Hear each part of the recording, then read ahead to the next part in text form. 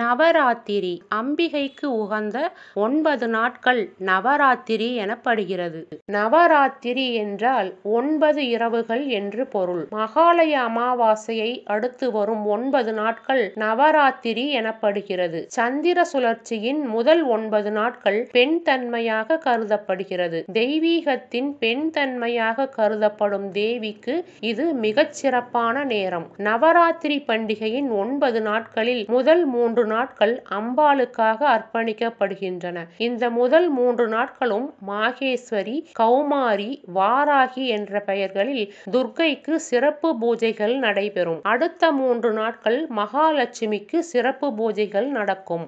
மகாலட்சுமி, வைஷ்ணவி, இந்திராணி என்ற பெயர்களில் இப்பூஜைகள் நடக்கும். கடைசி 3 நாட்கள் சரஸ்வதி, நரசிம்மி, சாமுண்டி என்ற பெயர்களில் சரஸ்வதிக்கு பூஜைகள் செய்யப்படும். முதல் 3 நாட்கள் துர்க்கைக்கும், அடுத்த 3 நாட்கள் லட்சுமிக்கும், கடைசி 3 நாட்கள் சரஸ்வதிக்கும் அர்ப்பணிக்கப்பட்டுள்ளது. நவராத்திரியின் 9 நாட்களும் தமஸ், ரஜஸ் மற்றும் சத்வ என்ற 3 அடிப்படை குணங்களின்படி வகைப்படுத்தப்படுகின்றன.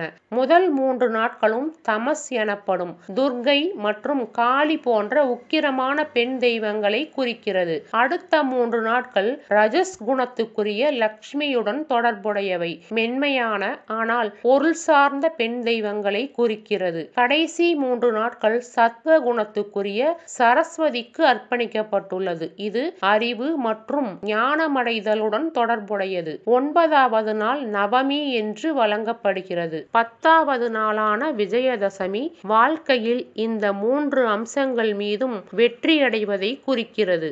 இந்த ஆண்டு அக்டோபர் 2ஆம் தேதி மகாலய அமாவாசை கொண்டாடப்பட உள்ளது.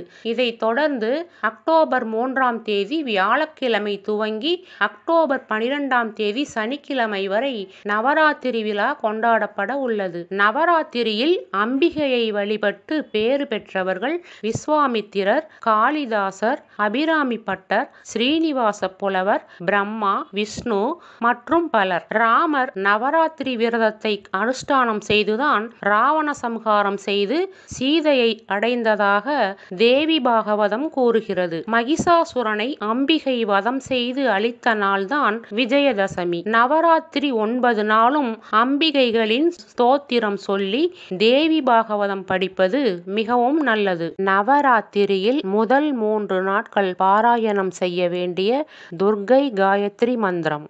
ஓம் காத்யாயன வித்மஹே கன்யாகுமாரி தீமஹி தன்னோ துர்க்கி பிரசோதயாத். நவராத்திரியில் அடுத்த 3 நாட்களுக்கு பாராயணம் செய்ய வேண்டிய லக்ஷ்மி காயத்ரி மந்திரம்.